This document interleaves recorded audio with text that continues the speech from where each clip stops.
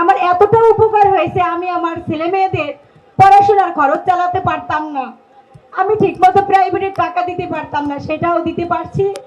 পাশাপাশি তারা অসুস্থ হলে তাদের ওষুধপত্রও দিতে পারছি। আমি দুবেলা দুমুঠো ঠিকমতো খাবারও খাওয়াইতে পারিনি তরি তরকারি দিয়ে, মাননীয় মন্ত্রী, সেটাও আমি পারছি। আপনি আমাদের ভোটের আগে একটা কথা বলছিলেন যে অসহায় আমাদের নারীদের পাশে আপনি দাঁড়িয়েছেন, যে বলছেন ফ্যামিলি কার্ড দেবেন, সেটা ভোট দেওয়ার পরে ভোটে যে দিছি সে কালি শুকানোর আগেই সেইটা আমরা ফ্যামিলি কার্ডটা পাইছি।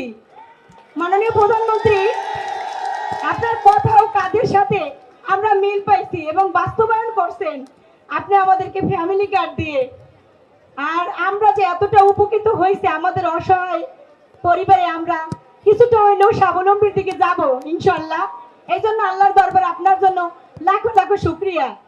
মাননীয় প্রধানমন্ত্রী, আপনি যাতে আমাদের দিকে আরো তাকাইতে পারেন সেই জন্য আল্লাহ আপনার জন্য আরো খেয়াল রাখার জন্য দোয়া রইল। সাথে সাথে আমাদের মন্ত্রী তথ্য সম্প্রচার মন্ত্রী, তাকেও তার প্রতিও অনেক দোয়া রইল।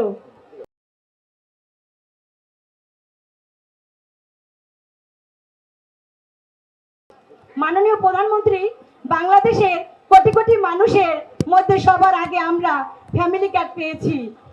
ফ্যামিলি কার্ড পেয়ে আমরা সৌভাগ্যবান, সেজন্য আপনার কাছে অনেক কৃতজ্ঞতা। আর আপনি সবার দিকেই খেয়াল রাখবেন, ফ্যামিলি কার্ড পেয়ে আমরা অনেক খুশি। আর পাশাপাশি উন্নয়নের দিকেও আপনি বাঙ্গা থেকে রাস্তার দিকে উন্নয়ন, 6 লাইন রাস্তার দিকেও আপনি একটু খেয়াল রাখবেন। মাননীয় প্রধানমন্ত্রী, আমাদের দেশ উন্নয়নের জন্য আপনি কঠোর খেয়াল রাখবেন, ভবিষ্যতে যাতে আপনি আমাদের পাশে আরো দাঁড়াতে পারেন সেদিকে খেয়াল রাখবেন। আর আপনার পরিবারের সবাইকে দোয়া রইল যাতে আপনার পরিবারে আপনি যেমন সারা জীবন আমাদের অসহায়ের পাশে দাঁড়াতে পারেন।